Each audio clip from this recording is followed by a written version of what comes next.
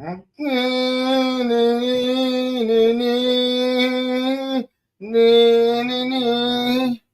you had a bad day. Your girlfriend was murdered by an evil lobster woman in your life.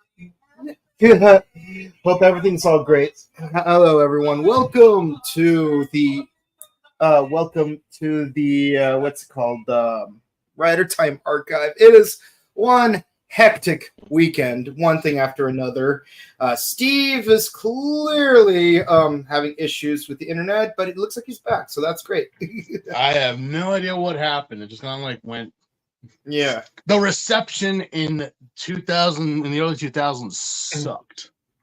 Yeah, no. And you know what's gonna suck even more? These episodes, because oh my god. Oh man.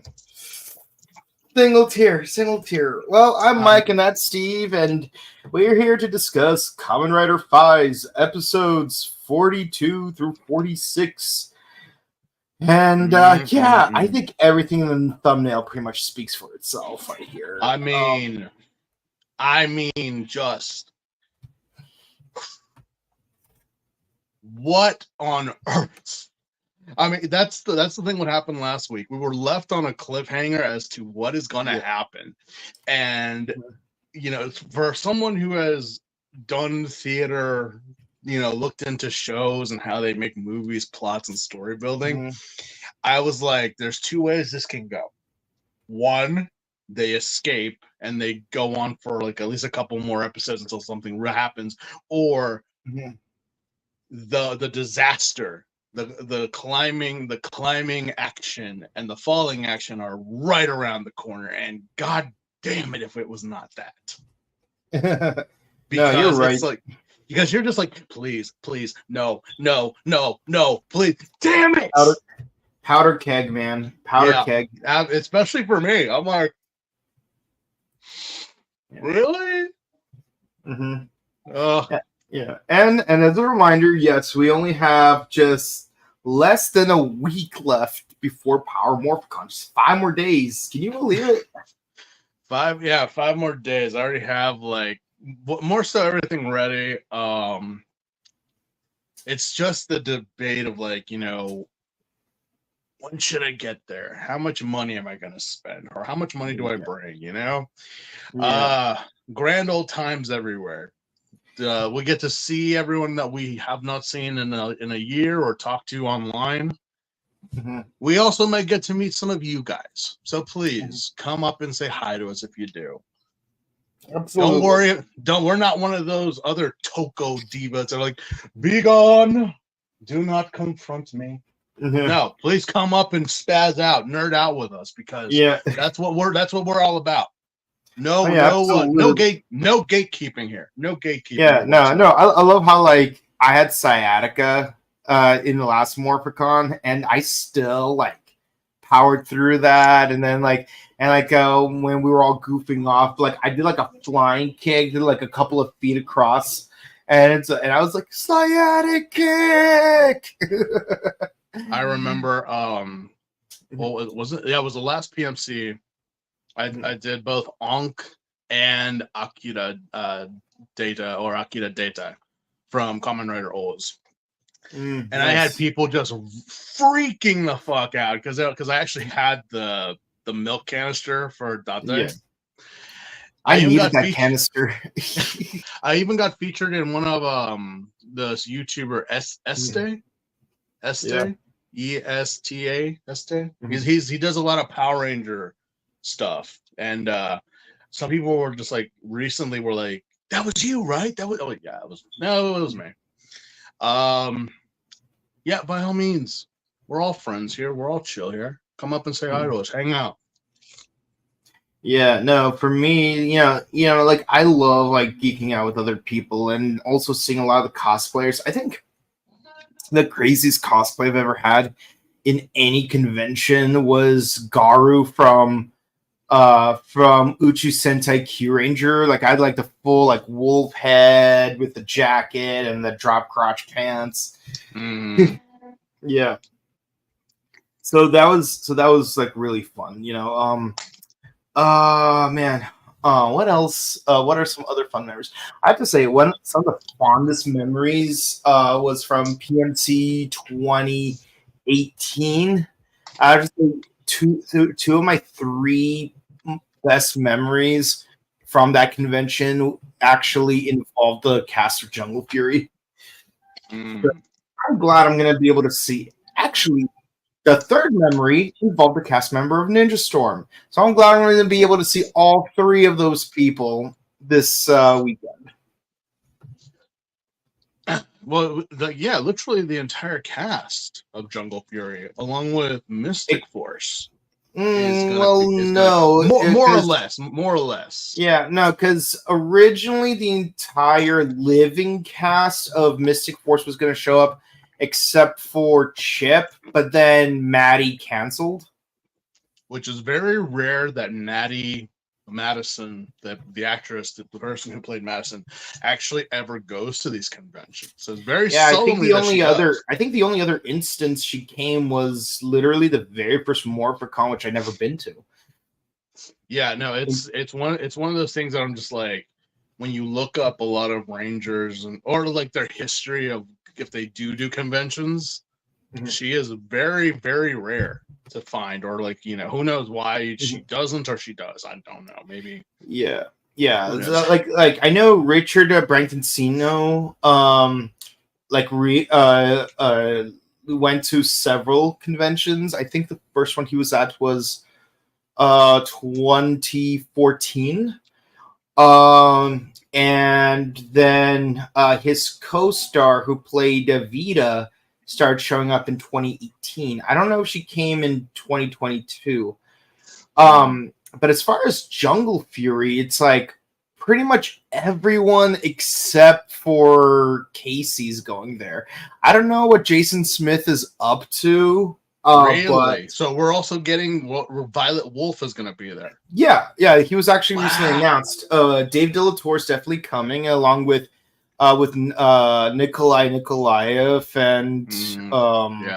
and Anna Hutchinson, and even two of the three masters, because one of them passed away. May he rest in peace. Let's see. So if I remember, it was Master Fant. Yeah, it was Master Finn who passed away. So Master Finn.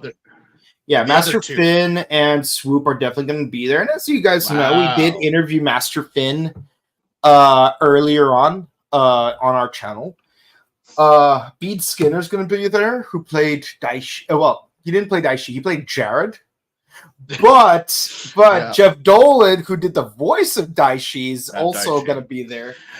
And yes, he did the voice of Korok as well. So we have that overlap there. Mm-hmm. Yeah, I will say, before Netflix did a purge, that I've stated many times that I don't watch the original Mighty Morphin anymore, just with how cringe it is. My own opinion, it is very, very cringe. I cannot. Yeah, it's not terrible. It's not terrible, but I'm just like. It's not as amazing as now. I understand why my parents were like, "Why the hell are you watching this crap show?" I'm like, "Yeah, but the giant robots and the dinosaurs and the pew pews and all." Yeah. For me, it wasn't even the giant robots. It was just the suit actors. It was the suit actors. It was lit. Yeah, it was kind of like if you were a kid watching Godzilla and Ultraman. As I was as a kid. Yeah, this definitely was it. But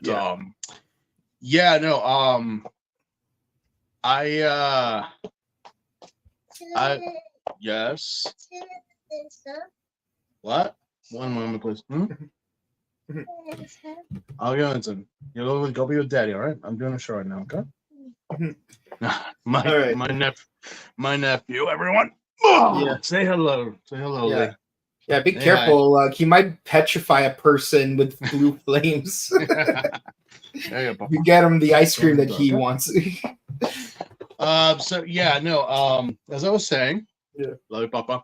I went and saw Jungle Fury when it was on Netflix, because I was like, I had seen Dino Thunder, I seen SPD, Mystic Force, and I was like, do I dare go into Overdrive? from what people have said. And I'm like, well, I skipped Overdrive, I went back, and then I watched Jungle Fury, and I will say Jungle Fury was probably the best. Like the best, because Mystic Force, with now knowing the source material, and then Overdrive was kind of but Jungle Fury really nailed it. I could seriously say, like, the characters, although not as colorful, not as vibrant as their Japanese counterparts, it was really an interesting show, especially what they did with Jared, or Rio, if you want to be that way, and Camilla and Mel, how they were. It's like, wow, like, wow, that is messed up. That is, but again, I do feel like they kind of really suffered with the villains, because it was just like, okay, go wait, they cut out like a majority of episodes. How did they release the four Chi warriors when they didn't even like do the thing that they had to do to get them there? They just showed up. Although I will say that I did love the purple wolf Strike Ranger. He was amazing. Like, I definitely have to say I did like RJ better than Go Fukami, but but I have to say, but another overlap between Mystic Force and between Mystic Force and Jungle Fury is the actress Molly Shanahan, because she played both Lily from Mystic Force and Camille in Jungle Fury. So if we could get Molly and Anna to come together, then you could say, hey, look, we got Lily and Lily.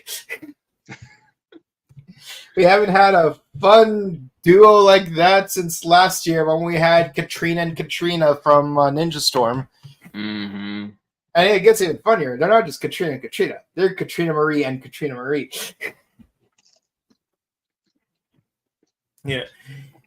And I think Katrina Brown, I think, is definitely going to be at the convention. I don't know about Katrina Divine. I hope they're both going to be there. I mean, it really is. These announcements just been hitting left and right. Oh my God. No. It's like they, like, this past week they announced like this massive 25 person announcement, and then on Wednesday they're like, and there's like they get Billy Mays Ranger to show up. He's like, but wait, there's more. An old acquaintance. An old friend of ours is coming to PMC. It is Go On Red. Futahara-san is going to be like, what? You just threw in 2 Kamen Riders and 4 Sentais. Now you know what? Let's have get 4, get 1 free. Let's do Futahara. The other thing that could be even crazier than that is if somehow, like, during this week they're also going to announce Kosuke from Car Ranger to also show up. Wow. Because then you have 3 Car Sentai, and I know they're not going to be able to pull this off because, like, a certain show is currently ongoing. But if they could also get Taya to show up, that means we're getting like every car-themed Red Ranger at Morphicon together. That would be like, just talk about revving your engines, baby. That would be one hell of of just a theme for the convention. But I'll say this, just in case we still have Eka Darville and we have Selwyn Ward. So if we do like international, we still kind of have 4 Rangers, and for one of those, 4 Rangers, even though like 2 of them are the same Ranger from different timelines. But man, like, if they happen to also announce James McClurkin as well, then we're really getting all the engines ready. Baby. Yeah, because like I know James McClurkin was at Ranger Stop, who's also our sponsor. But like I'm like, he also shows up here. But I will say this: one thing that does excite me is is a certain suit actor that's going to be showing up at Morphicon. A certain Hina Gwyn is going to be there. Key symbol Tsunami. Mm-hmm. And I'm definitely excited for that because like I don't know if Eric Betts and Mike Chad are also gonna be there. I need to double check just to make sure. There's so many actors announced that I don't even remember all the ones that are gonna be there. There's way too many. I mean, they're gonna have to really open up the convention center. Really. Yeah. Heck, even now they should open up the convention center more because I don't even know how they're gonna fit all those people. How are they gonna even fit the vendors? Well, I have no idea. I have no clue. But anyway, yeah, no, we got some drama to talk about. Oh yeah, we'll talk a little bit more on the recap. Right? Yeah, no, like we got to talk about Yuka because after this massive absence of her character, my baby, because I'm like, where art thou? Yeah, for almost 20 episodes, we're like, no, oh, she's there. For like a minute. For a minute. I mean, I know we have to focus on Mari because Mari is best main girl.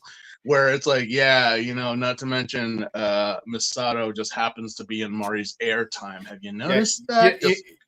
You know what's funny is that I can't help but think especially in this cluster of episodes is that Mari, Yuka, and Sayako are basically the original G3 princess from Go Under because in Go Under, you had Saki, the hero, Miyu, the anti-hero, and Kekaglacia, the villain, and the three of them had to team up at one point to become the G3 princess idol group. Yeah. So God, that was such a strange episode. And here it's like we got the same thing. We got Mari, the hero, Yuka, the anti-hero, and Sayako, the villain. Yeah. So it's they're like the original smart brain princess.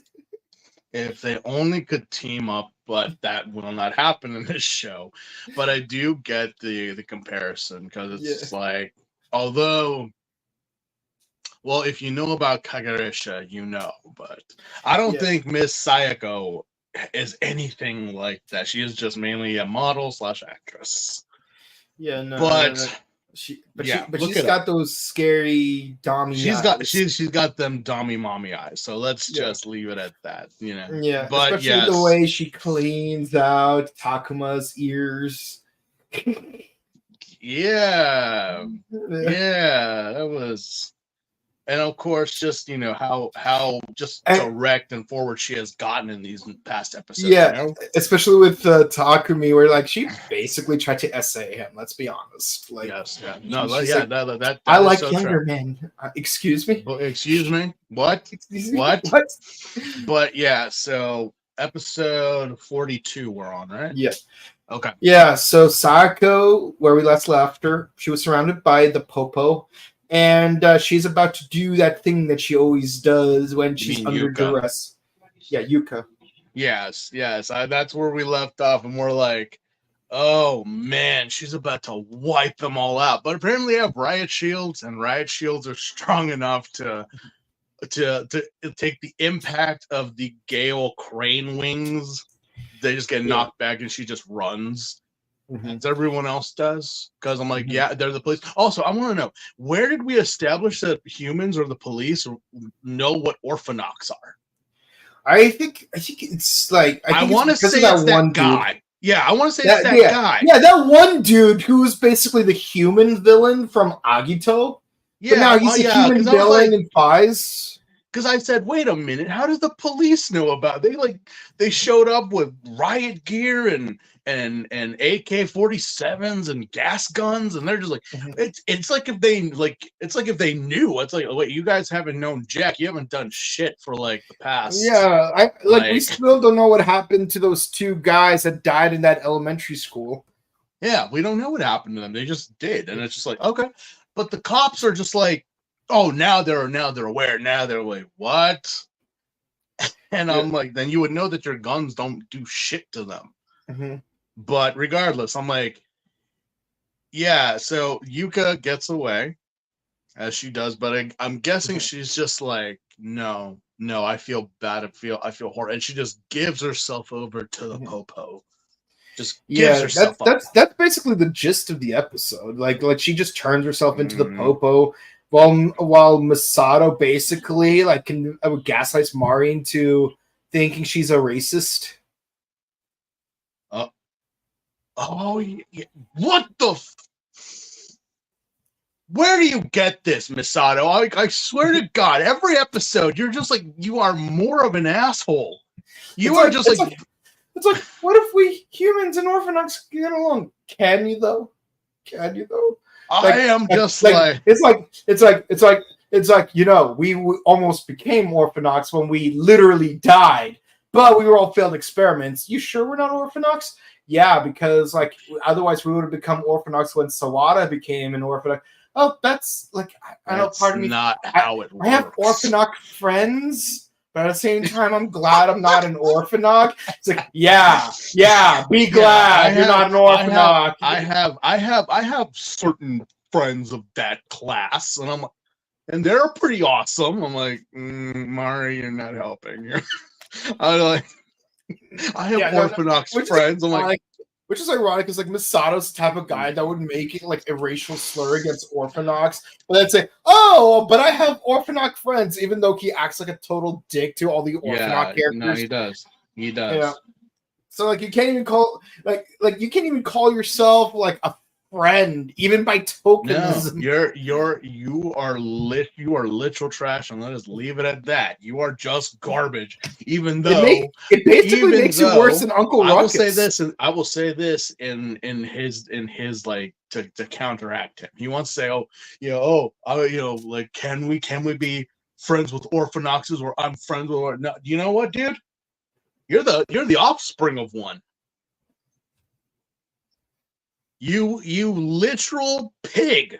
You are the offspring of one.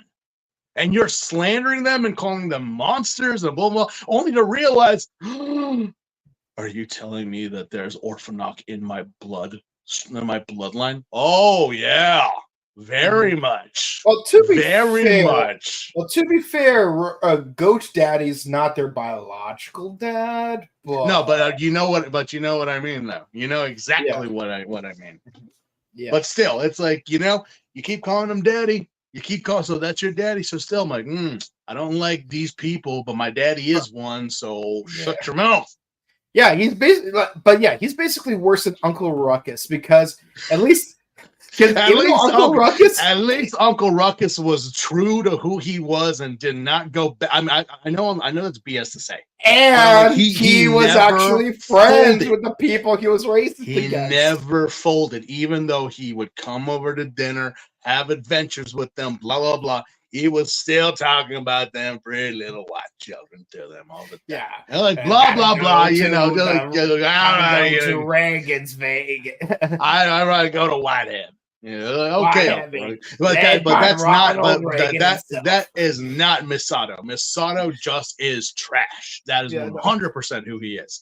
Yeah, but as bad as you think Uncle Ruckus is, Misato's worse. Misato's way worse. He's way worse. But the fact of the matter is that just keeps trying to get everyone against the Orphanox, and you don't realize, and I'm like, do you realize what you're talking about? You're talking trash to people who are, and you don't even know they are, or at least, you just forgot. Yeah. So the police are convinced somehow that this secret laboratory is trying to turn Orphanox back into humans, which I swear gives me Days of Future Past vibes. It kind of reminded me. Well, I think it kind of goes into it kind of reminded me of the Origins of Wolverine movie, like how the layout of it was, just like we're trying to create the perfect. And I'm like, are you just fucking around? Because no joke, I'm like, so you got this one Orphanox in a casket full of the liquid, and you're just trying to remove the humanity from him. Yeah, no, he's a Logan Orphanox. Yeah, I call BS. He's got claws too. Yeah, he's got claws. So it's like, and then well, Yuka turns herself in, and then she goes, and then they take her to this place, and they say like, oh, well, we could take the humanity, so you can become human. We can remove the orphanog. I'm like, is that even? I mean, that's like, this isn't like removing a mole or anything. This is like actually, like you're trying to split her into two entities, which is I don't think that's possible. But as the experiment, as Ian McKellen would say, they wish to cure us, but I say we are the cure. I'm like, oh yeah, the cure is electrifying her for some reason. Just hook her up, and just run voltage through her. So like, I have to ask, like, is being an orphanoc like a metaphor for being gay or something? Where it's like you go to the cure. Yeah, where you go to one of those like reassignment camps. Yeah. Or it could be just be like the whole nationalism, or like a kind of like a national cleanse. It's just like, because as the process is going on, it's like, sir, she can't take it. She's gonna die. It's like, let her die, for she is trash. And I'm like, what? What? Wait, then what are you doing to her then? What the heck was the point? You want to kill her? It's like, I think it's also an issue of they want to collect data while they're killing her, but it's like, but it's just like, as she's getting zapped, as she's getting zippy zapped, just like in a universal type of way, the orphanog that we think is dead or whatever in the coffin next to her just apparently arises and then starts attacking everyone. And then he's just like, he saves Yuka like a Frankensteinian type creation. His body has like this. Just picks her up and just runs off with her. Like, okay, I even appreciate the Crab Orphanox design, because it's like his body is like half metal, it's mangled, organ. It's totally, because it's like the entire movie, half of his Kechiro the Metal Man, that Japanese horror flick that was kind of like Akira but live action. Mm-hmm. Yeah, so it was like that. So it's like, imagine a bunch of like I-beams just like melted onto his body, like they're mummy bandages. He's totally like Two-Face. He's totally like, one half of him is normal while the other half is like just completely mangled. I have to say, in any case, I have to say props to the prop department for making that costume. Oh damn. Yeah, no, I mean, there's been some pretty interesting designs, but seeing that thing is like, if it wasn't enough that these are supposedly the evolution of man, quote. Yeah. I mean, that I'm like, wow, you took that design and went far beyond. So props to you guys. Amazing work. Yeah. Amazing work.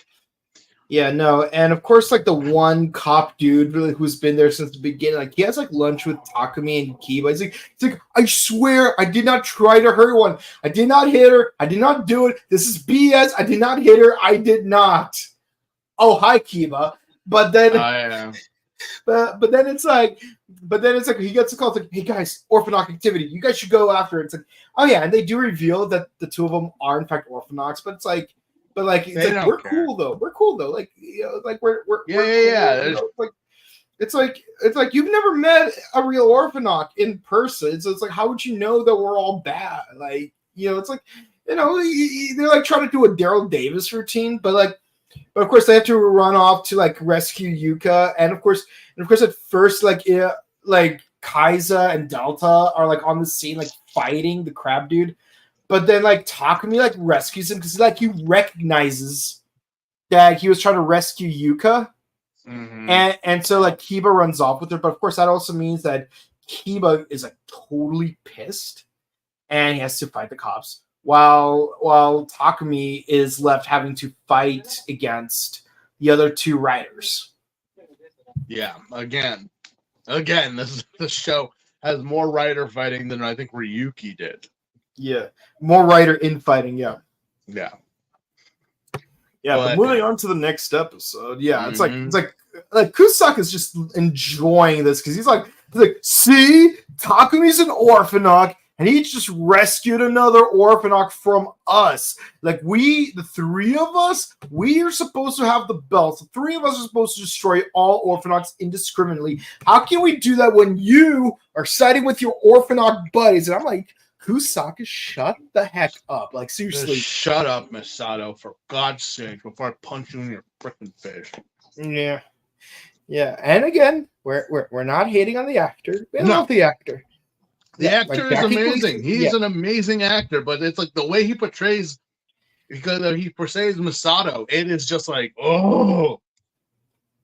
I'm like, I would take a photo of Masato up from the show and just put it on a punching bag and just go out. Are you attacking the actor? I'm attacking Masato. Yeah, not the actor. And just to like make a point of it, you probably use a screenshot of like where like he's mid transformation with those gold lines around his face, just to make it clear. It's like you're not fighting the actor, you're fighting the character. Yeah. I would take that screenshot and take it a step further. I would have put it on a dartboard, just play cricket with his face. Mm-hmm.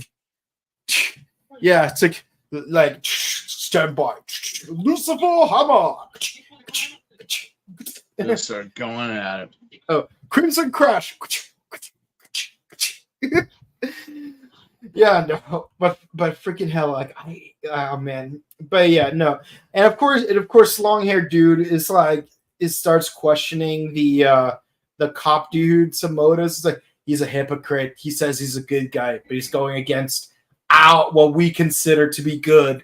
So we're gonna have to target him, and of course they loan out the Bat Orphanoch to the police, which is a very gunslinger looking, like just I know it's not the proper name to say anymore, but I'll just say it looks very McCree-ish. Yeah, just like see, I call him Joe Taro. I mean, to me, I do it just for the spike in controversy. I have no idea why I jumped off of Overwatch years ago, but God knows why they changed the name. I don't get it. I really, even when I read it, I read it. I know why, and I was like, that makes no sense. Like, what? Well, I think just in general, they should just never name characters after real life people to begin with, because like imagine having like an amazing Star Wars character, but naming like back in the 70s. Imagine having an amazing Star Wars character, but naming them Kevin Spacey. I mean, I understand if there is a very large, like known like throughout the world history of a certain name, obviously we will never hear like the name Hitler ever spoken of or in actual life ever again. Even the name Adolf is very even the name Adolf is like it's like Adolf, like Adolf is a very common name in Germany and Austria. But it's like because of this one dude, no one's gonna ever want to name their kid Adolf. That I get naming them like Genghis Khan. Especially there's apparently a list of 10 names that are illegal in the world to name your children, and some of them was like, well, duh, who would ever name a child that, and of course, that was on there. Also Genghis Khan, several others, but I'm like a cowboy from the West or a figurehead from the Old West. Obviously in America we would know about it, obviously, but still it's like the whole world would be like, who's that? What? Yeah. Who's that? Oh, okay. But imagine how interesting it would be if, like, because of David Koresh, like, no one ever names their kid David ever again for the rest of human history. I would blame Fassbender on that one for that horrible, horrible Aliens Isolation, for the horrible Aliens Covenant movie, which was now Aliens has been redeemed. For those who have not seen it, I highly say you should go see Romulus if you have not. It really had me on the edge of my seat. I was like, oh, we're back, baby. We're back. But yes, we have a gunslinger who went and fought against our heroes, who's apparently a bat. Yeah. I couldn't tell. Yeah. Like I had to actually look that one up on high key. Yeah, I have to. Yeah, I'll go on my. But it wasn't a bad anyway. But yeah, so they loan him out. I'm like, how does this guy have Orphanox on his team? Yeah. Yeah, like you even like the one cop dude like is like suspicious of that. But naturally like Kitakami makes like oh yeah, and also like Yuka's like really depressed because of her situation. So Mari decides to take a bath with her without Keitaro, by the way. Yep. Yeah. And then when Yuka like and then freaking when Yuka like writes a letter to Keitaro like saying like Yuka. Yeah, it's like Keitaro conveniently like hears his phone ring in the other room and he starts reading his text message out loud and then Yuka like turns around finally. It's like, wait a minute. So you don't hear his phone go off right next to you, but you hear it in the other room while there's a loud washing machine in the background. I'm like, it took us almost like 40 some odd episodes, but we did it. And I'm like, and then she runs off again because I'm guessing that she just again, it's like, wait, you're like, duh, baby. How do you? Okay. Anyway, yeah, she runs off because she's like, I don't want to get Keitaro into trouble, and I don't want him to, because Mari doesn't know. Mm-hmm. Keitaro doesn't know. Oh no, wait, yeah. Does Keitaro know? No, he does. He does. Yeah. No, not yet. But yeah, it's just it really is one of those things that's just like, oh man, we're setting something up here. This is yeah. Quick aside, Kitakami makes a Magneto speech about how superior Orphanox are to humans, and of course we have to talk about the Orphanox King for absolutely no reason. But of course, Smart Brain deputizes an Orphanox to the police, and Yuka like makes this depressing text message to Kitaro, our sweet little boy, and he's like running across town like it's a freaking shoujo anime, or like you could practically hear Flock of Seagulls in the background. And I ran so far away. I just ran. I ran all night and day.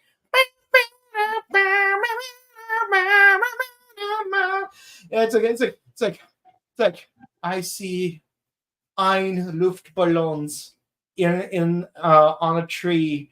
It's like ein Luftballon. Ein Luftballon. I gotta find my girlfriend so I know that she's okay. What is Sada doing there? Could she be Yuka after all? Yeah, but then something happens that he's really not supposed to see. Yeah, so apparently Keitaro has 98 problems, but Sayako wants to be the 99th. Yeah, and that one was I just know one of those moments. There's like those memes of like, how anime is when you're watching it by yourself and it's like a bunch of fighting and blasting or robots or whatever, just like action packed. And then when you're watching it with someone, it's just like nude anime girls sighing and making all these noises and you're like, what are you watching?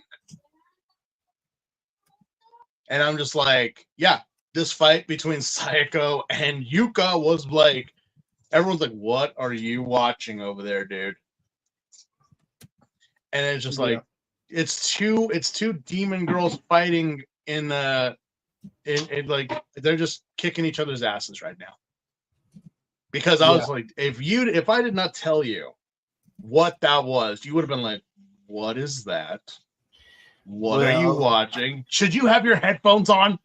No, seriously, it's like it's two demon girls fighting each other to the death. Yeah, it's like that scene from it's kind of like that one scene from Jay and Silent Bob Strike Back when Boo Kitty F like tries to fight against the other jewel thieves. It's like yeah, I bet your kung fu is no match for my Shaolin monk. I'll beat you with crane style. Well, I'll use bitch, and you better not be touching my man style. Oh man, but yeah, so they have this fight, which is no dialogue, no nothing. It's just like but it's the girl version. So it's like, yeah. Should I have my headphones on for this? And so yeah, that happens, and apparently the fight is over, and then you see Yuka transform back, and who is there to see it happen? Keitaro. So he finds out that not only is Osada Yuka, but Yuka is an orphanage. So which kind of brings context now, because I remember when Takumi was like, no, you should not date Osada. Whatever you do, stay away from Osada. Like dating Mari, I would consider to be like means for a harassment lawsuit, but I would still rather you date her than Osada. It's like, geez, Takumi, why do you gotta be such a hater? It's like, I'm not a player hater. I just hate you, and more specifically, Osada. I know you think I'm blocking the D, man, but I'm actually saving it. Yeah. And it's like, but again, next episode we get to that whole thing, and Keitaro doesn't care.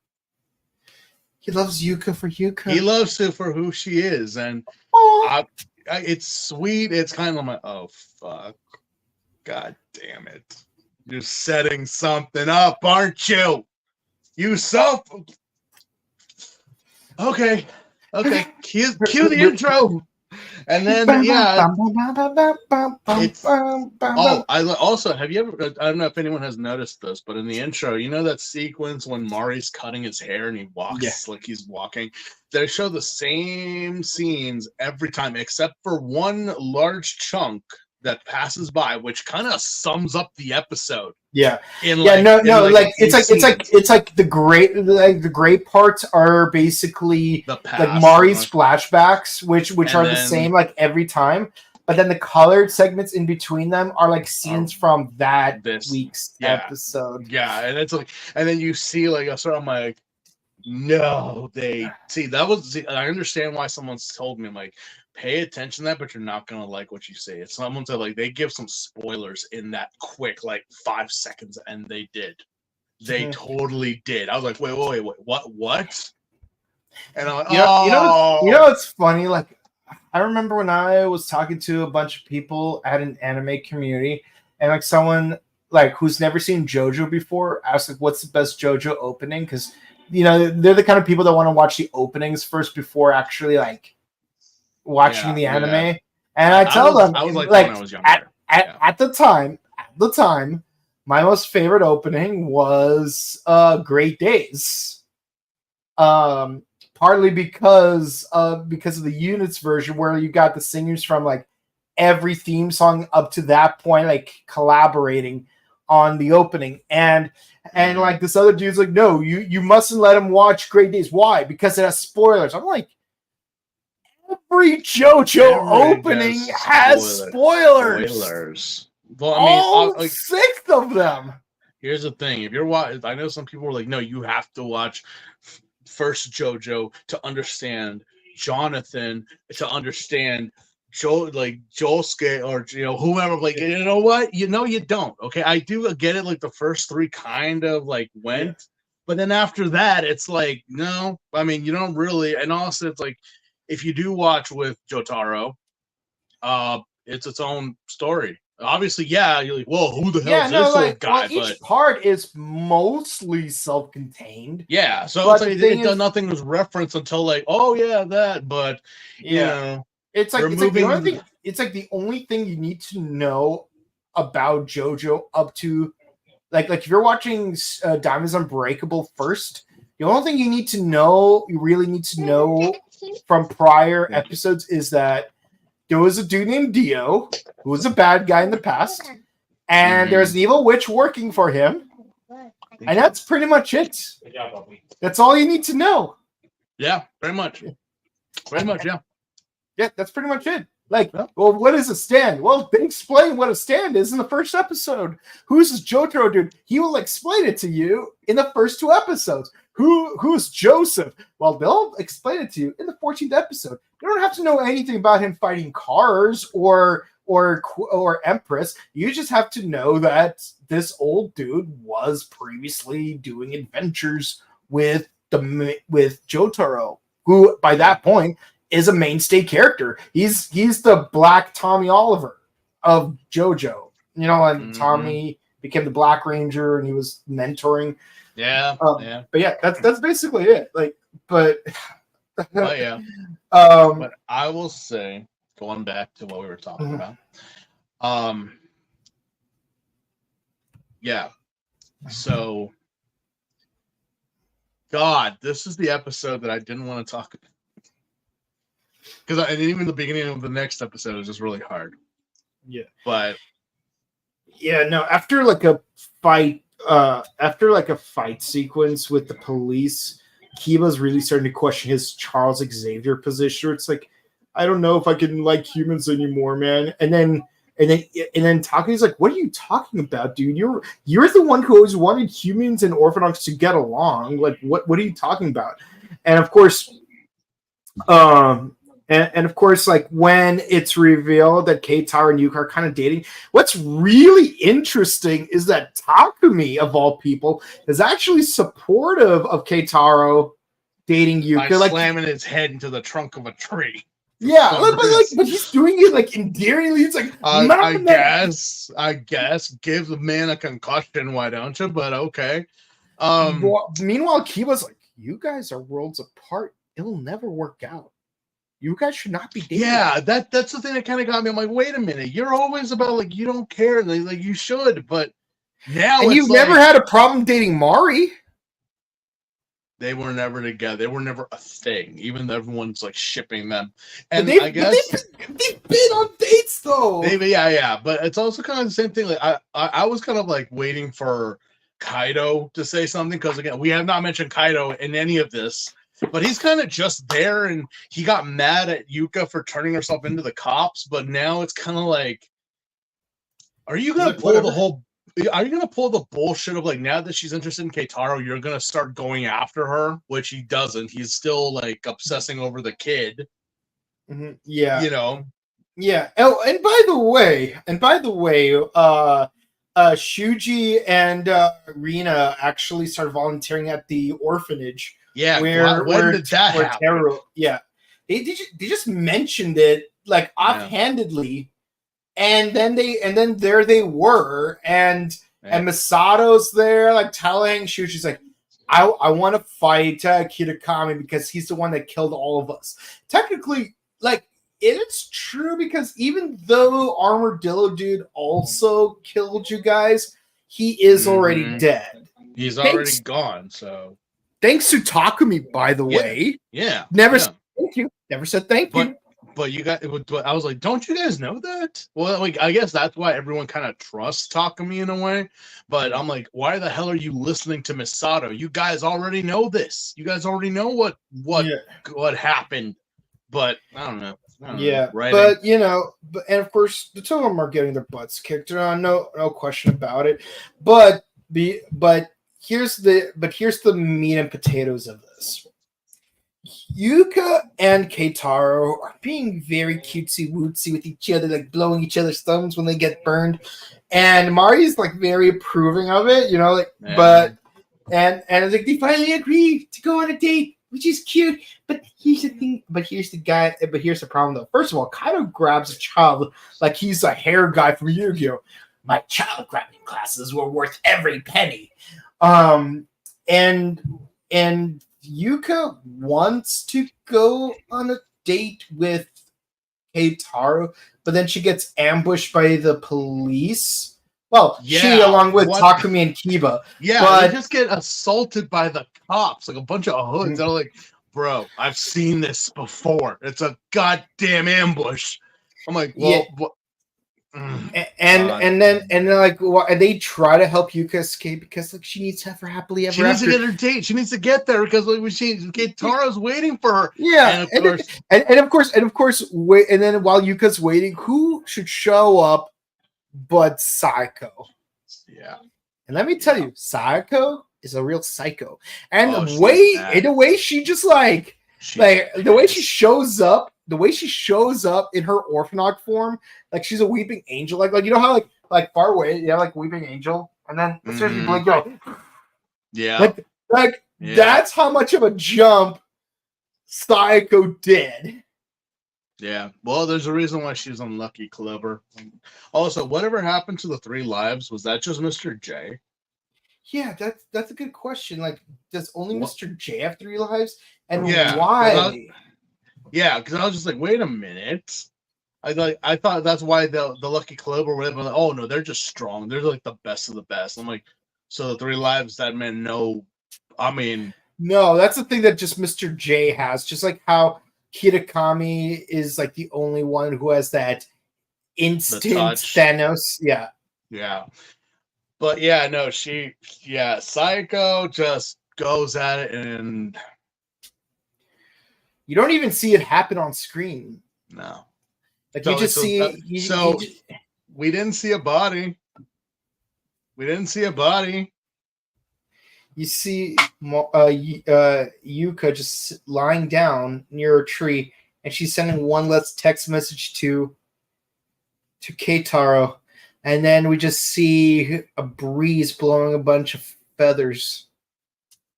We didn't see it happen. If we don't see it happen, it wasn't Ken. If we don't see it happen, it wasn't Ken. We don't see it happen, it wasn't Ken. I didn't see it. And you're just like, oh my, no. She's dead. She's just sleeping.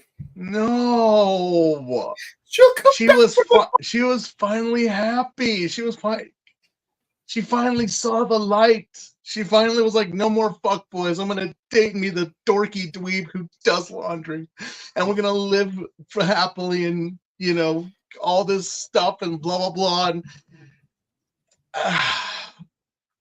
And that's just it. End of episode. And we go into the next one where Best Horse Boy just shows up. He wants to find her. He's like, Yuka.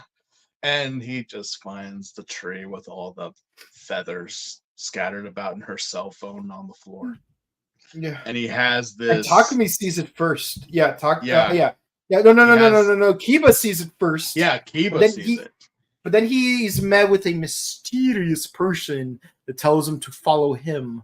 Yeah, and then before that, he has his he has this whole I can't trust humans routine. Yeah, well, yeah, but I want to say it reminded me of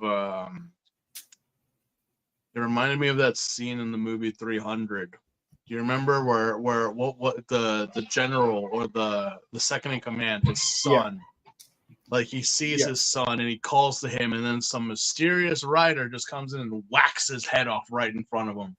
Yeah, and even though they are warriors, it's still his son. It's still his son, and it's just and it's the same thing here with I'll do the one from Harry Potter. Yeah, it was it he finds her, he knows this, and he just yells. He has that freaking anger that just he loved her. He loved her. She was someone important to him. He wanted the best for her. And yet you find her dead. Everything was going her way. Everything's coming up Millhouse. And with saying that, it did. Yeah. And so things took a turn for the dark. Yeah, and Keitaro is such a good boy because he's trying to treat it like it's just a flesh wound where it's like oh, she just dumped me, it's okay, I know she's probably living her best life. You don't, Keitaro, do you really want us to tell you what happened to her? Do you really want us to tell you what happened? Because you're not gonna like it. I don't like it. Mhm. And of course, like he breaks down crying on the bridge, Mhm. like Yeah. staring at his phone. Yeah. Yeah. Yeah, But I yeah, think, well, I don't think he knows. Takumi knows, obviously. He knows, but it's Mhm. like, I'm like, how could you say that to him? How could you tell him that Yeah. she's dead? Like, it's not, it will not work, cannot work, and just, ugh, it breaks my heart. It really does. Because I'm just Mhm. like, best girl Yuka, her whole life was just, her whole life was just garbage. Everything was just like a scattered mess, and it was somewhat getting together until she finally realized what needed to be done, only for it to be ended so quickly. Mm. Now I know why people always look back at the show and just be like, the girls were very well written. Like the girls were very, very well written. Like, yeah, yeah, not gonna. Uh,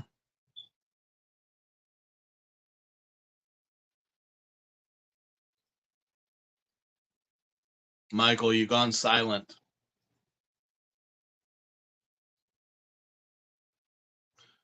Hold on for one brief moment, people. We got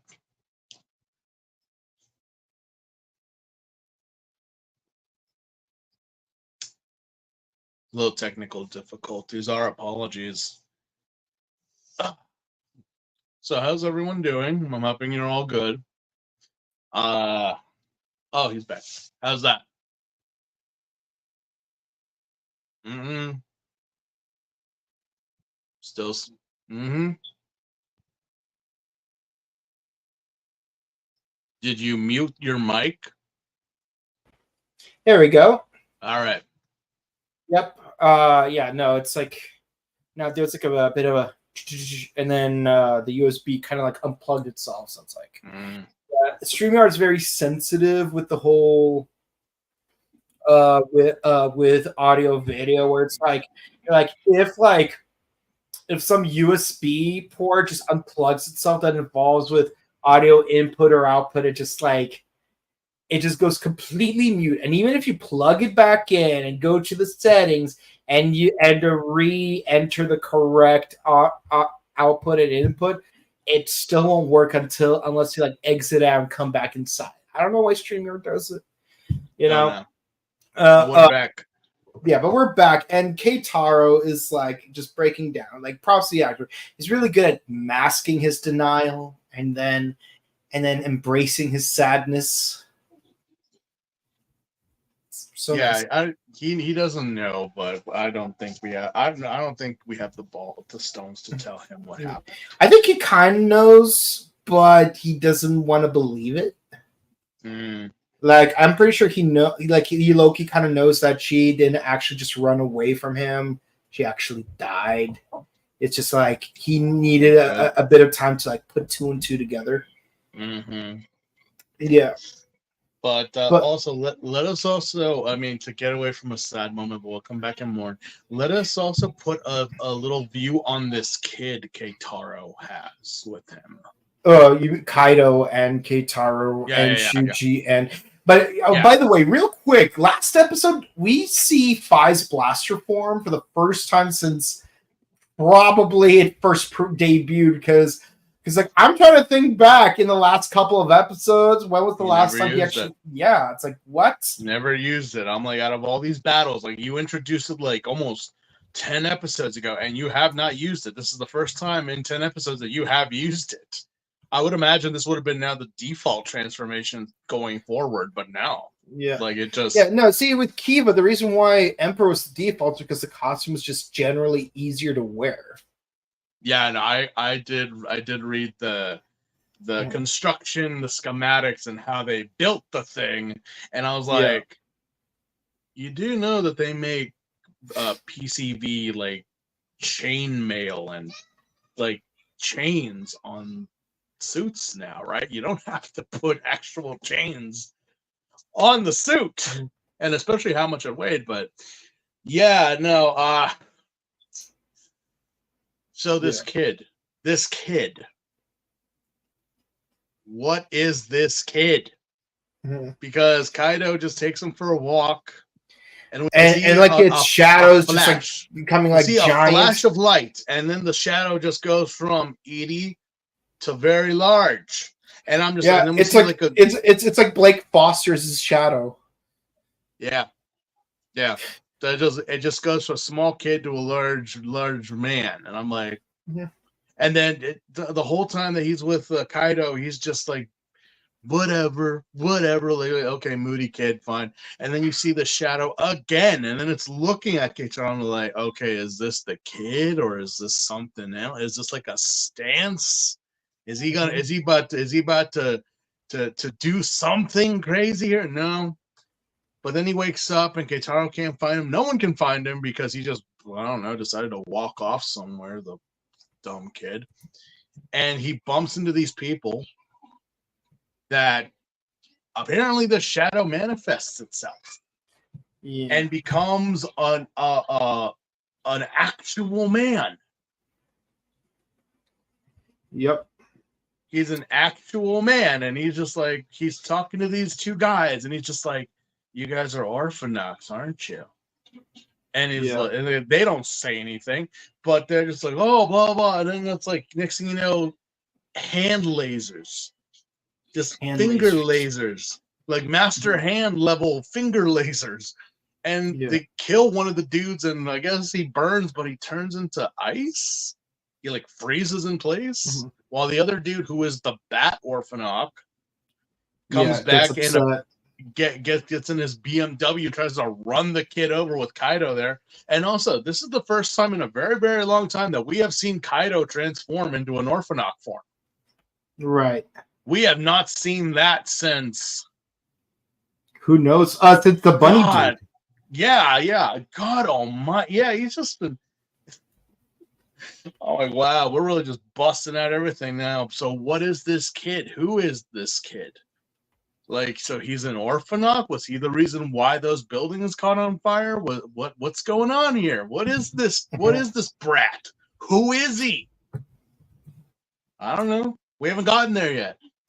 But we do find out that the dude that he freaking laser fingered, like, became completely petrified with the flames completely crystallized. Yeah, like it's like ice or just glass. He's just stuck there, which is crazy because the Bat Orphanoch came back and drove right where the guy was dead.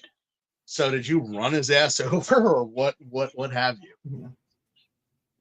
But either or, here comes Delta to help Kaido, but it's not working because, again, Delta just is this amazing belt, but the user is not that great. Yeah. Yeah, and of course, like, Takumi defeats the Bat Orphanoch using Phi's Excel form, so...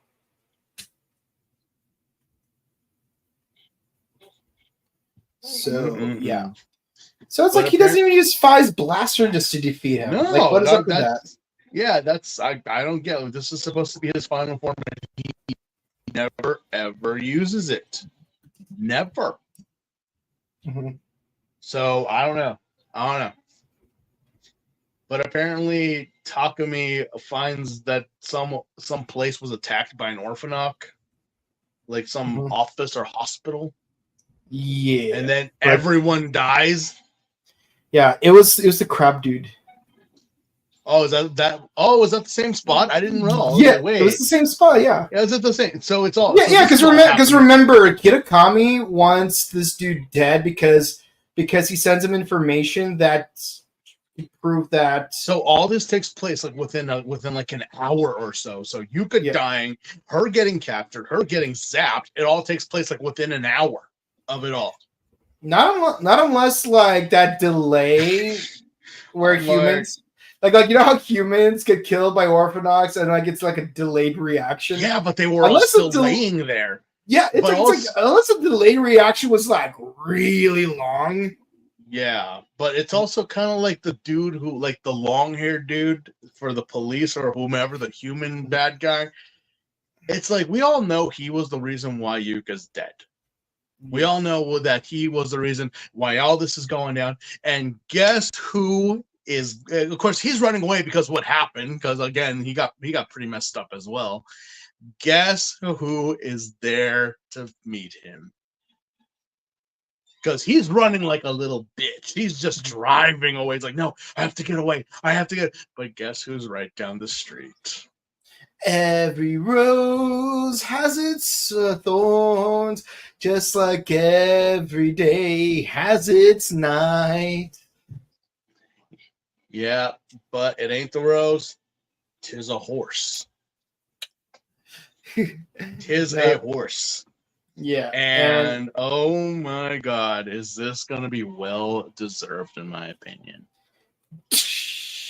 And he does it so casually, too. It's just click, you're dead. Well, yeah, he deserves it. He really does.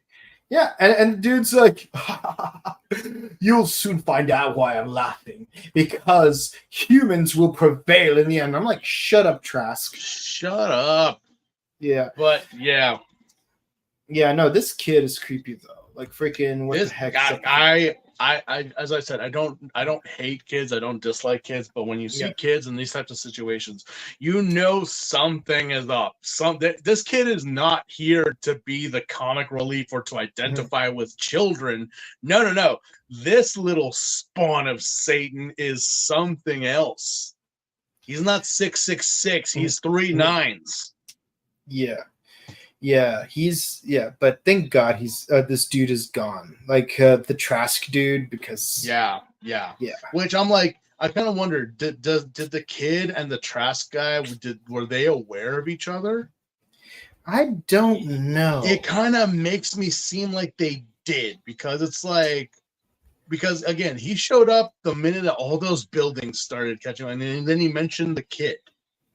So that's it's like, true. So I'm like, did you know? Are you aware of what's happening? But But yeah, moving on to the last episode of this thing.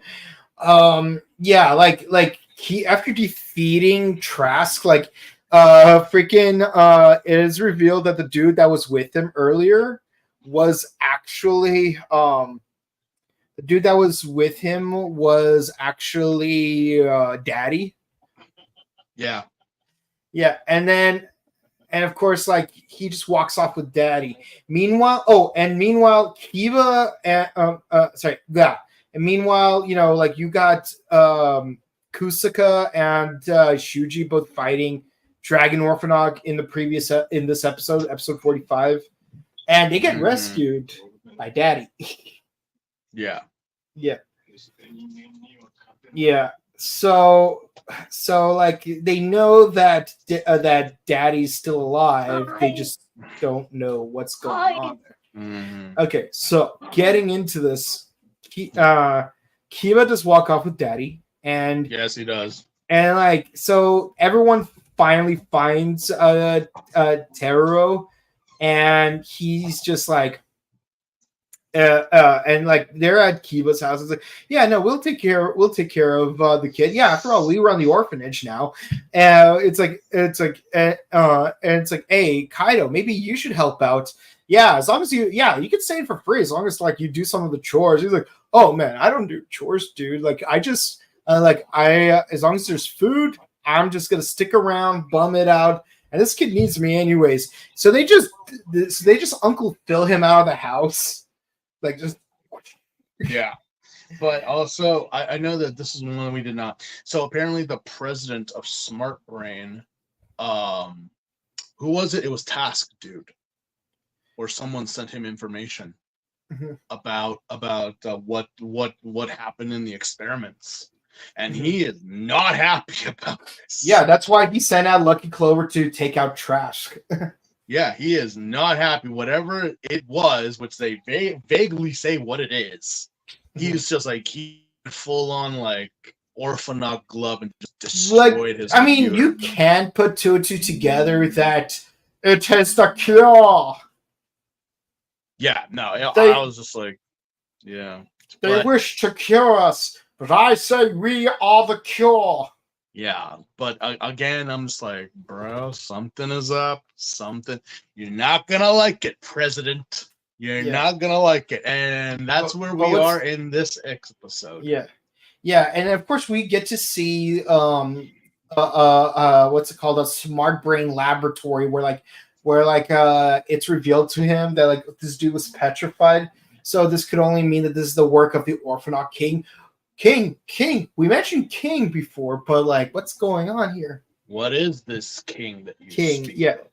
yeah. It's like the belts were made to protect King from other Orphanauts. Why would other Mm-hmm. Orphanauts want to destroy King? And by the way, like that laboratory room looked very familiar. And the reason why is that if you've seen Kamen Rider 5's the movie when it originally aired, which was midway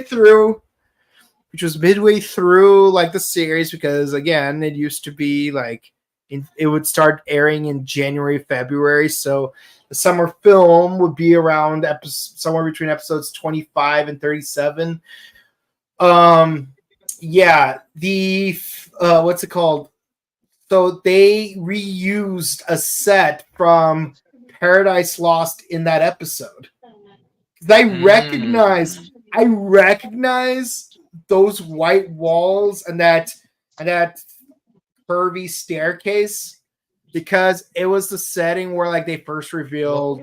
well, Well, you we're gotta gonna get you into gotta it. save money on Yeah, sets and props. It's kind of the same yeah, thing with Build when you had the gear heads, and it's yeah, just like it's the same as the one from the movie except yeah, different color. It's like yeah. why? It's like I don't know. But yeah, no, I've not seen it, but I probably will keep my eye out for it when we get there. Yeah. So it's kind of interesting how I just noticed it. Um but yeah, no, I think I've seen Paradise Lost enough times to recognize it. So it's kind of weird that I didn't recognize it sooner while watching the actual TV show. But then again, I did watch the Mm-hmm. movie more often than I did watch the movie more often. And yes, what's really funny is that even to a large audience that has never actually watched the TV show itself, they still unanimously say that their most favorite part of the movie. Well, I'll tell you what their favorite part of the movie is when we talk about the movie. Mm-hmm. So I'm gonna put a pin on that. What a But I'm pin. pretty sure it's gonna be your favorite part as well. We'll see when we get there. Yeah, we'll see when we get there. The But president is playing like I think it's Beethoven or no, he's no, no, I think it sounds like O Fortuna it is by Overtune. Carl Yeah. Orff. Yeah, it's like Yeah. Esta Vectus et For those who defectus don't know, it's that song that plays whenever they drop the bombs, or for people in our age, the opening of Jackass the movie. Yeah, or if you're a JoJo fan, it's that operatic part of the song "Modern Crusaders" by Enigma. Mm-hmm. Of course, I actually have the entire album. By which I mean the image behind the mirror, the fourth album, which actually Mm-hmm. has Modern Crusaders. And I have so many questions about that song. Like, why did they choose to use these specific lines from O Fortuna? Why in the order in which they were used? And then why does the entire song end with the opening notes of Toccata Fugue in D minor by Bach? That is just so random. Well, And yes, it is pronounced fugue because it is German, not Italian. I'll say Uh, this episode is kind of heavy because now they realize that Misato's like, Daddy saved us from mhm, that one Orphanok attack, and now mhm. he's telling Mari that Daddy has done it. But Yeah, it's and the like, one time why? freaking Misato tells the truth to Mari, she doesn't believe him. Well, no, he's a fucking liar. Why the Mhm, hell would she believe mhm. him? I don't Yeah. even believe. I don't even like to look at him. I wouldn't No, believe him. no hate on the actor. Yeah, But yeah, no, yeah, but yeah, no. It's this final episode in the count is truly interesting because it's now set up for the last few episodes that we have to go on. It's like Kaido's like looking for Terry, and he finds some other kid. So I'm like, is this dude a racist? Do all little kids look the same to him? I'm like, even in Japan, they say it. But even whatever. In Japan, people can't tell each other apart. Yeah. But well, my whole thing about my retracting my question about did the guy get run over, because apparently Smart Brain got a hold of the body. Mm-hmm. And they find him and they show him to Mr. President. Even so much that the doctor grabs a canister of oxygen to whack the dude several times to show them, no, he's as solid as a rock. He is like totally blah blah blah. And he's totally like, petrified. Yeah. Even the blue flames are completely crystallized. And of course, the president kind of looks like happy, but also at the same time, like it's like his balls it's like his balls went up into his neck and then free falled all the way down to the soles of his feet. Because it's just like he's excited, but at the same time he's like, oh fuck. Yeah.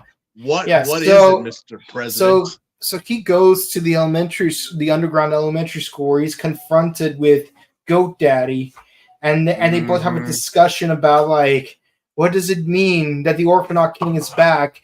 And it's kind of interesting because they're like, one says the Orphanoch King can be used to bring prosperity to the Orphanochs, while the other says that they can that he can be used to bring extinction to the Orphanochs. So it kind of makes me wonder, is that what they meant by having the Phis, Delta, and Kaiza? Like it's kind of like protect the king. It's like it's a safety net to protect the king, but also in case the king decides to do an ethnic cleansing of his own people. No, but that's just it. It's like it's to prevent the Orphanochs from rebelling against the king in order to like basically sustain themselves. At least that's my takeaway. Well, for me, it just kind of felt like, so wait a minute, look at what the king can do. Do you really need these? I feel like these would be used against. I feel like it's like having armed guards. You know, it's a dual edge. So in case the person they're protecting needs protecting, okay. But what if the person that you're trying to protect is like a psychopathic killer? Are you gonna like allow this to happen, or what? I mean, obviously the Phis, Kaiza, and Delta Gears are powerful enough to defeat Orphanoxes, but what if they were used against the king? Which I'm like, well, I mean, as far as I can tell, Orphanoxes are they're not subservient. They're really like humanity. They have their own independent thoughts and mindsets and beliefs that even if a king did appear, they're kind of like, who cares? Who is this? Who is this guy? And of course, I'm like, yeah. So I would imagine like, yeah, protecting the king, but also if someone got their hands on it, these things could be detrimental to the king. Yeah. Of course, Kid Akami just like sends a coral Orphanoch to like dispatch the kid, and the kid is just like completely sleepwalking, like almost kills the coral Orphanoch. He's like, this kid almost killed me. Yeah, that's kind of the point, because like in order to awaken the king within him, he needs to feed on Orphanoch energy. So I'm like, so what you're saying is you got a Fangar that feeds on other Fangars? Essentially, yes. Why? It literally is a Nosferatu. It is a creature that feeds on the lower class of its own kind. It's Father Night Rhodes from Trinity Blood. Yeah, I was like Chevalier is what they call them. He is a oh my god, what was the term that they used for him? Something I forgot, but I do know about Trinity Blood. Yeah, but yeah, for some reason, there's like I think it was like Krusnik. Krusnik. Yeah. He is a vampire, or he is the creature that hunts these creatures. They're in the same class, but this is like, as they say, there is a bigger shark. There's a bigger fish. So Yeah. So I mean, the whole meeting in the underground school is like, why? And also it's like these two old men are not too happy hearing this. I mean, is that not been your goal this whole time, technically? Or what is your goals technically? I mean, I know you want to take over and make more orphanoxes, but what? So the king comes back and you're kind of all shitting your pants. Yeah. Did you not want this to happen? Then why were you making more orphanoxes? Because apparently making more is giving him strength. It makes no sense. It's like Smart Brain. What is Smart Brain? I don't know, but apparently a bunch of orphanox work there. And they're like, yeah, they're kind of funneling into the thing that we're trying not to happen. It's like that thing in Gurren Lagann where if apparently humanity reached a certain amount of people on the planet, then the anti-spiral wakes up. That's why the Spiral King was making humanity live underground and not being aware of what's going on. But at least he had a reason to do that. The Orphanox are just like, why if we don't want him to wake up? Why? Yep. Yeah. So the episode. I know. So the episode continues with everyone just having like a baseball game, but first there's a hostile takeover. Like this is worse than Hedon Enterprises combined with Kaiba Corp combined with Oscorp, where it's like freaking GoDaddy shows. I was like, I'm back, B words. And by the way, I'm not the Norman Osborn Willem Dafoe reaction. It's like, well, you can't do this to me. You can't in charge, man, since you left. Yeah, do you know how much I've sacrificed for Smart Brain? Which is what the fuck is Smart Brain? We don't know. What did you sacrifice? Because apparently we don't know. But yeah, and guess who is the president now? Well, do you know how much I sacrificed for Smart Brain? Do you know what I had to give? Do you know how much of my life I spent for this? And of course, GoDaddy turns over to him and he says, well, Kitakami, life is frail. Life is limited. So why don't you think about true life? Be smart. True life is your start. What is that supposed to mean? See, the fact that you have to ask what it's supposed to mean shows that you're not smart brainy enough for Smart Brain. Yeah, he doesn't even know. Which I'm like, who the fuck does know? And then finally, it's like from the internship. It's what does googling this even mean? The fact that you have to ask what googling means shows you're not qualified to be a member of Google. Yeah. The fact that you're not shows that you're not smart brainy enough. Smart brain. Nope. True life is start. But guess who walks in along with GoDaddy? Yeah, it's like this will be your new president.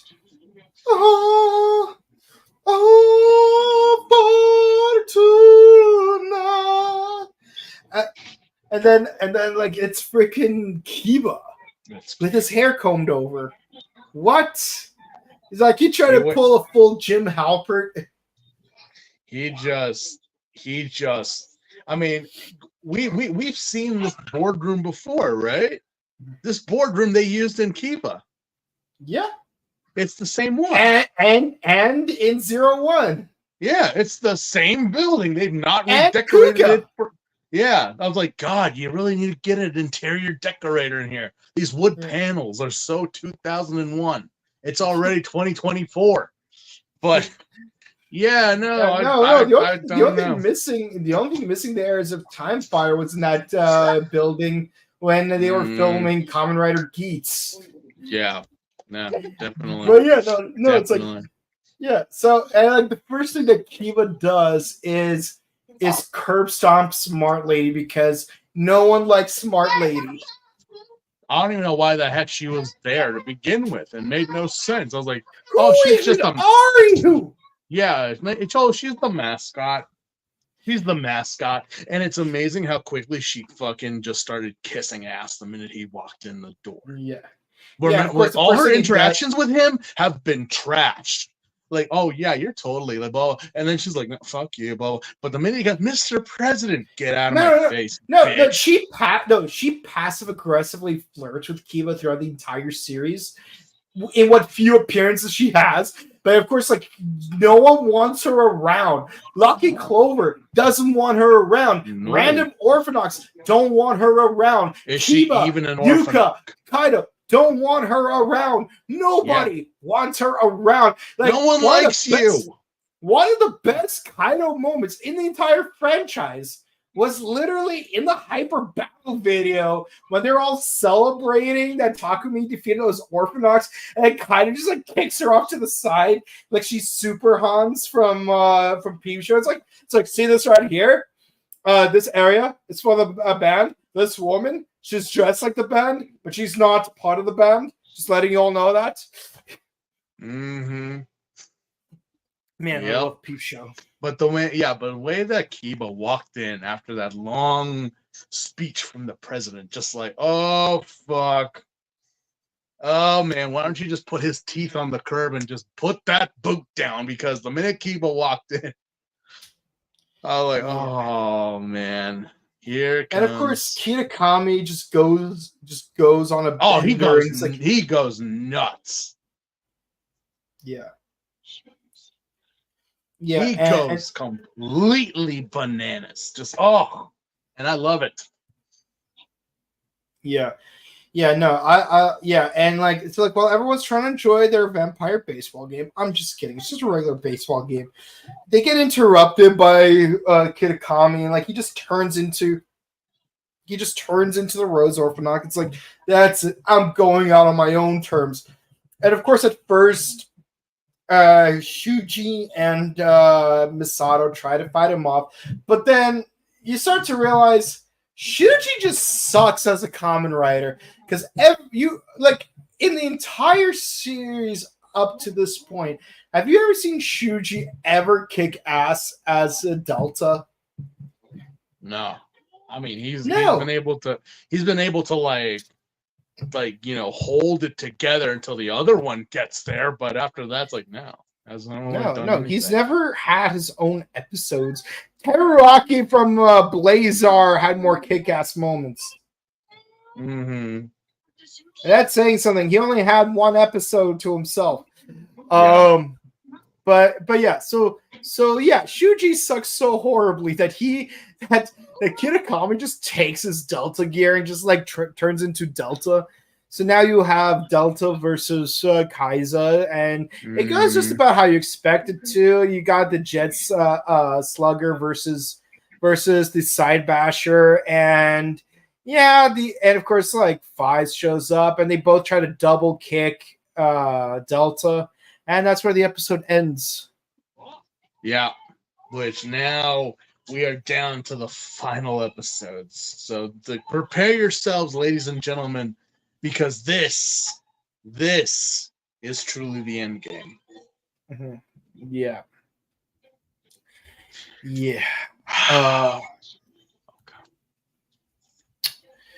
Yeah, here we are. Final 4 episodes.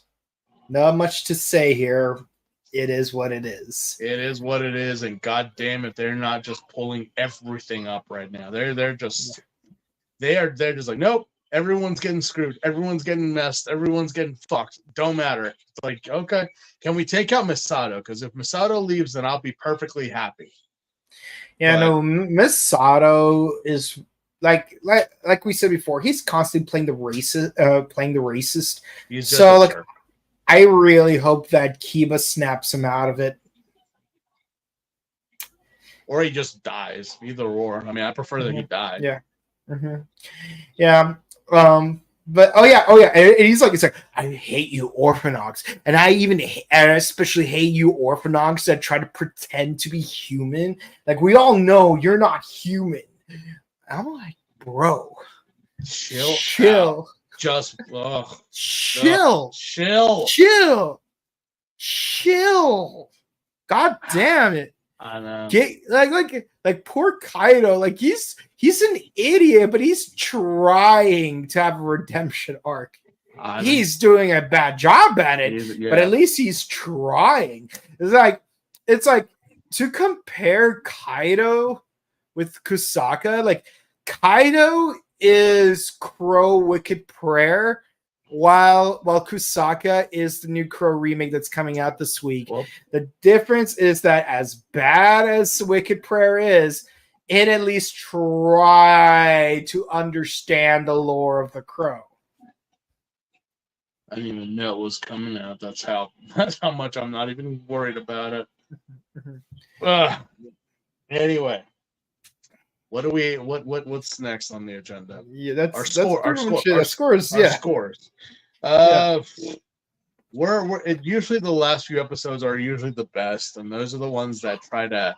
I say everything here gets about like it's wrapping up to a 9, all 4 episodes, because it escalated. We didn't stop; it kept going. We lost Yuka. we have lost Kiba, because now with Yuka gone, he's now like, I don't know if I can trust humans.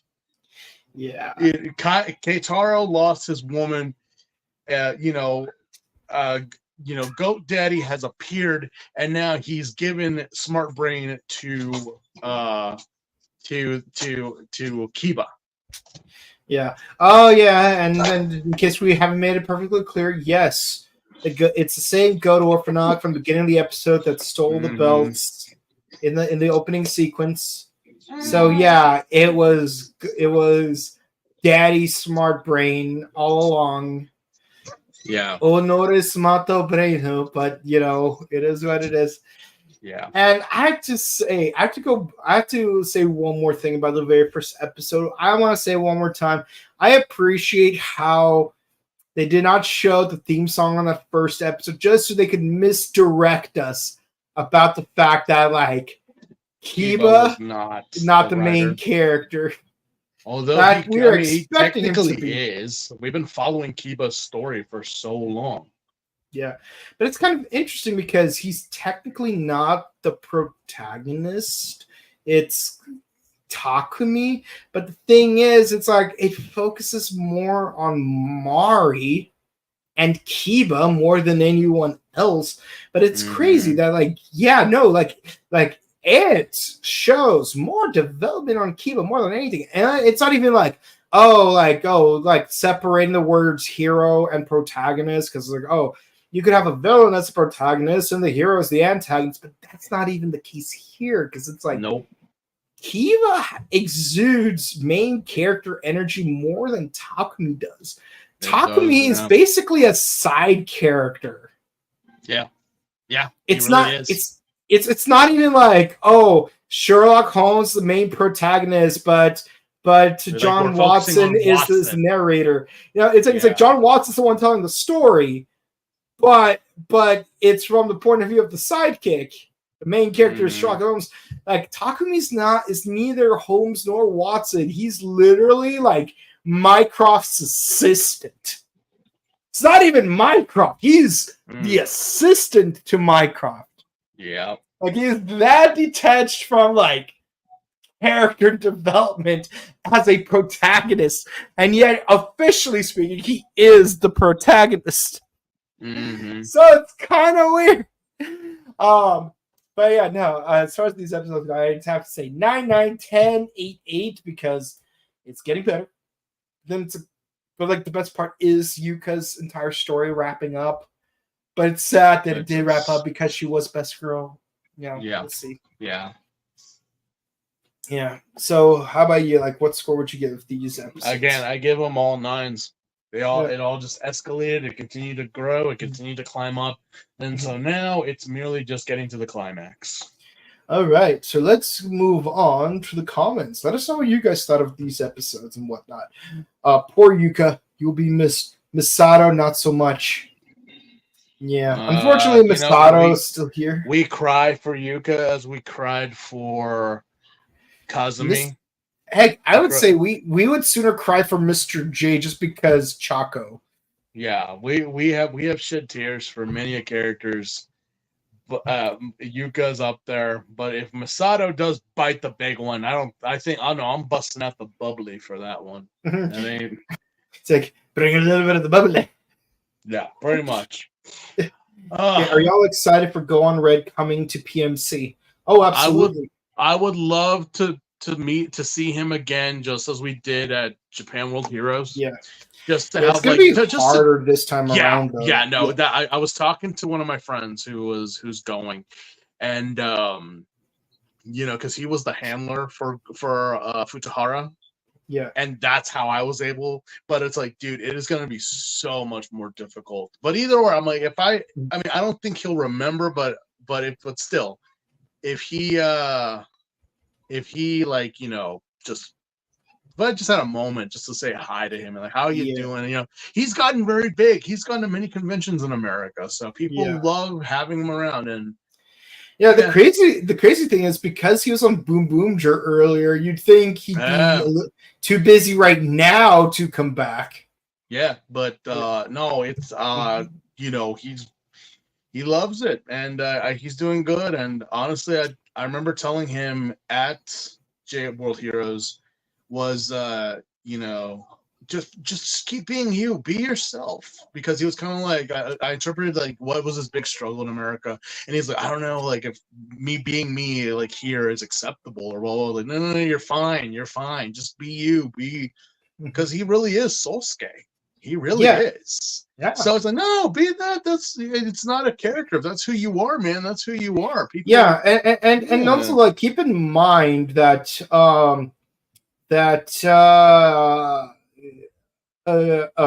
what's his name?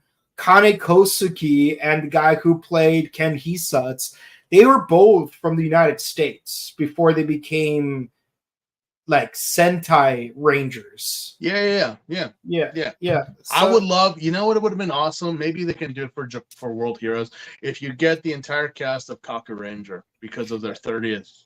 Yeah, like you guys got the band. Cool. We almost had the complete cast of Alien Rangers showing up, but then Raja had to cancel. Aren't they all getting together this year? No, Raja canceled this year. Oh, did she? Yeah, it's a darn shame because like we got Alan, we got David, we got Jim, we got God, I'm forgetting. His last name's Prince. Well, pretty much everyone except White. So we got the entire we got the entire band together. But sadly, but Raja left. I would imagine if you get all of them and then you get the entire cast of Kaku Ranger to show up, that would have been no. Like I would have loved to get Alan Palmer and Kane Kosuke together. I would love if they were to get the voice of Ninja Man to show up at a convention. But as for those who don't know, and if you do, the voice of Ninja Man is also the voice of Frankie from One Piece. So might be difficult for us to get him to come to the States. Yeah. But either or. Next question. Yeah, no. But hold on. But yeah, no. Kim Strauss played Ninjor, the American version. Yes, he did. Yeah, so like maybe we could at least get him to show up, but you never know. I mean, he did play Auric the Conqueror as well, and Scorpius, and Jinxer, and Venomark. So it's like like we should try to figure out a way to get him on board. But next comment. Let's see. Hope we get Agito next after Fies.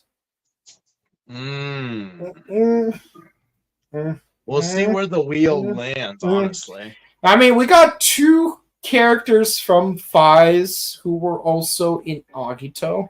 So like, but don't forget, Smart Lady was in Ryuki as well. So it can go both ways. I know what you're I know what you're asking for, but it's not up to us. It's up to the wheel. It's up to fate at that point. We can go. We can go as old as Ichigo, or we can go as new as 01. 01. So Yeah, but it's but yeah, no, it's but yeah, no, because if it was up to us, instead of fives, we would have done Hibiki, and then Deno, and then Agito, and then back to fives, and now we know from fives to Ryuki. Yeah, yeah. Oh well. Okay. Hello, Joe Taro is a great cowboy name. It really is.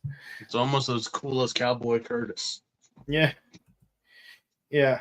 99 red balloons and 99 problems combined into a single reference. Oh yeah. Yeah. Oh yeah. Yeah. Ein Luftballon. You are Jojo Savant, no question about it. Oh, I appreciate that. I mean, I do have all the manga of the English release. But yeah. Good times. Yuka! I know. I know. Let me do it the right way.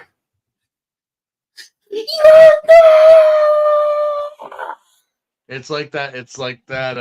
JoJo, the whole Caesar. Yeah. That's how I reacted when Yuka got or like, gay. Yeah. Yeah.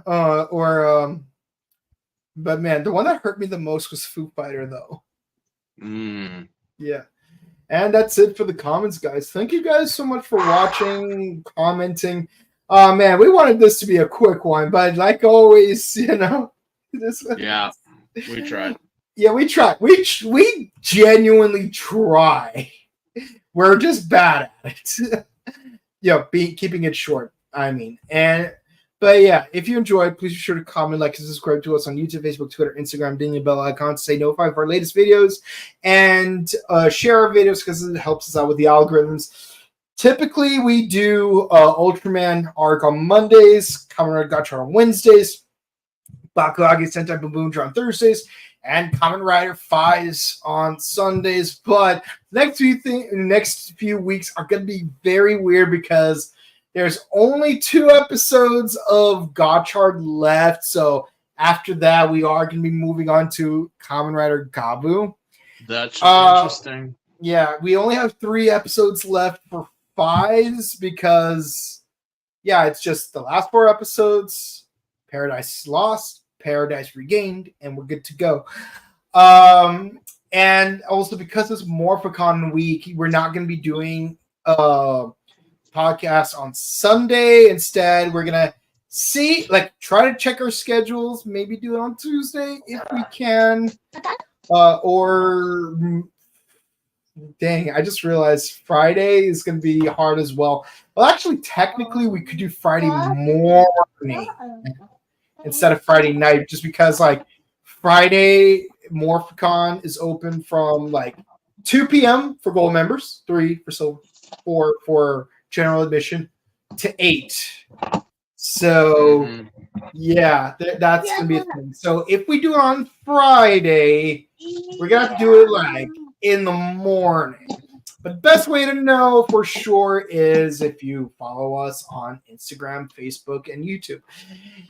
And also check out our sister channel, The Buttery Show, where we have done various movies. We've done the Crow franchise, Shrek franchise, Naked Gun franchise, a bunch of movies from the 90s, and of course, Deadpool and Wolverine. It is a spoiler version, so keep that in mind.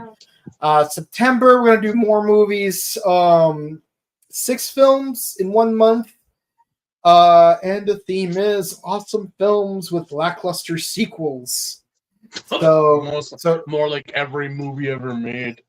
Well, to be fair, Shrek 2 had an awesome sequel, as did... very few in between. Yeah. What's another movie where the sequel was better? Oh, yeah, Star Wars. Well, depending on which Star Wars you're talking about. Revenge of the Sith. No, not Revenge of the Sith. I'm talking about Empire Strikes Back. Empire Strikes Back, yeah. Okay. But Revenge of the Sith is the perfect threequel. Yeah. All right. So, actually, it's kind of funny how you have 3 trilogies, and each one a different installment is the best one, because in the sequel trilogy, the first one's the best one.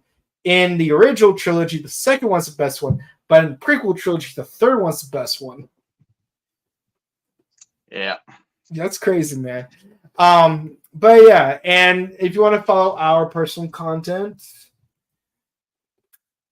just on IG right now. I said I was taking a little break from it, but there will be some videos posted of next weekend. So absolutely keep looking on that. And again, we hope to see everyone there.